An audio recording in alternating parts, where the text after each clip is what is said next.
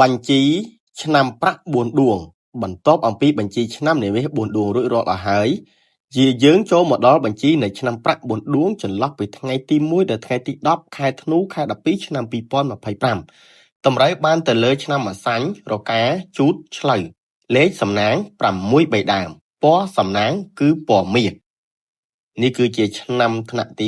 2នៃបញ្ជីពណ៌ប្រាក់នៅក្នុងចន្លោះខែថ្មីតែពណ៌មាសយើងបានព្យាករណ៍រួចរាល់អស់ហើយត្រឡប់ចូលមកដល់ឆ្នាំពណ៌ប្រាក់ដែលជាឆ្នាំថ្នាក់ទី2ចន្លោះពីថ្ងៃទី1ដល់ថ្ងៃទី10ខែ12ឆ្នាំ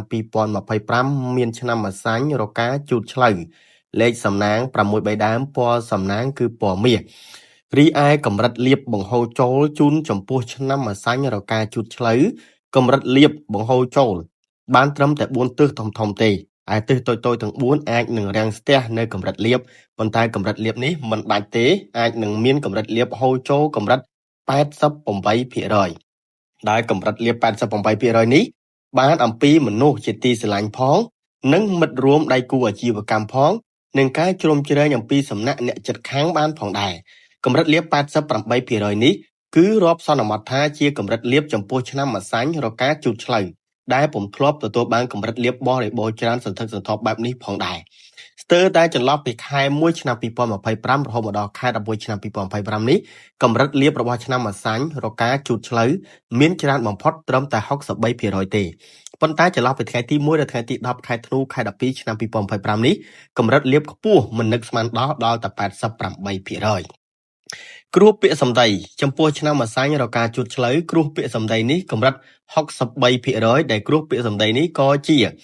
បញ្ហាធ្វើឲ្យរាំងស្ទះសេដ្ឋកិច្ចលុយកាក់បញ្ហាការងារចំនួនឆ្លោះតតៃមនុស្សជាទីស្រឡាញ់ឬក៏បង្កដល់ថ្នាក់បែកបាក់ឆ្លោះគុំគួនជាមួយមិត្តភ័ក្តិម្នាក់ខ្លះកន្លែងការងារបានផងដែរអញ្ចឹងកម្រិតគ្រោះដែលពាក្យសម្ដី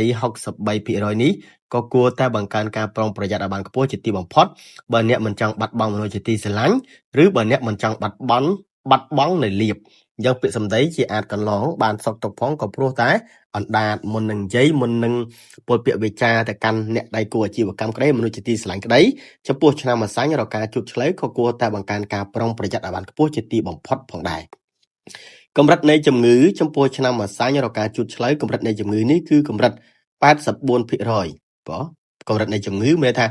ការឈឺក្នុងខ្លួនឈឺក្បាលវិលមុខផ្ដាសាយ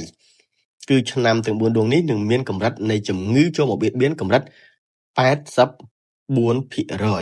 ដែលគួរឲ្យបង្កើនការប្រុងប្រយ័ត្ននៅផ្នែកសុខភាពឲ្យបានខ្ពស់ជាទីបំផុតសម្ពាធផ្លូវចិត្តឆ្នាំម្សាញ់រកាជូតឆ្លូវមានសម្ពាធផ្លូវចិត្ត 62% ដែលសម្ពាធផ្លូវចិត្តនេះក៏អាចបណ្ដាលឲ្យធ្លាក់ខ្លួនឈឺបានផងដែរអញ្ចឹងគួរថែរក្សានៅផ្លូវចិត្តឲ្យបានល្អជាទីបំផុតកម្រិតនៃការបែកបាក់មកពីពាក្យសម្ដីកម្រិត 73% ឆ្នាំម្សាញ់រកាជូតឆ្លូវទាំងបរិសុទ្ធទាំងស្ត្រីកម្រិតនៃការបែកបាក់មនុស្សជាទីស្រឡាញ់គូស្នេហ៍គូដណ្ដឹងប្រិយប្រពន្ធកម្រិតខ្ពស់អញ្ចឹងគួរប្រុងប្រយ័ត្នឲ្យបានខ្ពស់ជាទីបំផុតចំពោះពាក្យសម្ដីគ្រោះតាមដងវិថីផ្លូវចិត្តផ្លូវឆ្ងាយក្នុងផ្ទះក្រៅផ្ទះឆ្នាំម្សាញ់រកាជូតឆ្លូវមានកម្រិត 49% ដែលគ្រោះនេះអាចបង្កឲ្យមានការខូចខាតទ្រព្យនិងរបួសស្នាមបានផងដែរអញ្ចឹងការធ្វើដំណើរផ្លូវចិត្តផ្លូវឆ្ងាយក្នុងផ្ទះក្រៅផ្ទះគួរប្រុងប្រយ័ត្នឲ្យបានខ្ពស់ជាទីបំផុតហើយឆ្នាំទាំង4ដួងនេះគួរប្រុងប្រយ័ត្ននៅពណ៌កាត់បន្ថយនៃការប្រើពណ៌មានពណ៌ក្រហមនិងពណ៌ខ្មៅពណ៌ពីរហ្នឹងគួរកាត់បន្ថយនៃការប្រើឲ្យបានខ្ពស់ជាទីបំផុតហើយទិសដែលគួរប្រុងប្រយ័ត្នគឺទិសខាងលិចដូចគ្នាដែលជាទិសដែលគួរដែលប្រុងប្រយ័ត្នមិនថាមនុស្សមកប្រទេសខាងលិចក្តីឬក៏ធ្វើមកប្រទេសខាងលិចក្តីគួរប្រុងប្រយ័ត្នឲ្យបានខ្ពស់ជាទីបំផុតតកតនឹងកម្រិតនៃការចាញ់បោកគឺកម្រិត 48% ហើយចាញ់បោកមនុស្សជាទីស្រឡាញ់ឬក៏មិត្តរួមការងារអញ្ចឹងកុំឆាប់ជឿគេពេកពីព្រោះឆ្នាំទាំង4នេះឆាប់ជឿគេបន្តិចដែរអញ្ចឹងប្រយ័ត្នប្រយែងឲ្យបានខ្ពស់ជាទីបំផុតឆ្នាំទាំង4ដួងនេះគួរកប់នៅក្នុងខែថ្មីខែ12នេះគួរតែឧស្សាហ៍ធ្វើម្ហូបអាហារជូនម្ដាយឪពុកបើនៅជិតបើនៅឆ្ងាយឧស្សាហ៍ជូនបច្ច័យម្ដាយឪពុកឧស្សាហ៍បលែងសត្វដាក់បាតដល់ព្រះសង្ឃនិងបូជាផ្កាចំពោះព្រះដើម្បីចម្រុងចម្រើនលាភចម្រុងចម្រើននៅរាសីរបស់ខ្លួនឯងនៅក្នុងខែ12នេះឲ្យមានលាភបរិបូរណ៍បានផុតពីគ្រោះភ័យជាចុងក្រោយចម្រើនពលា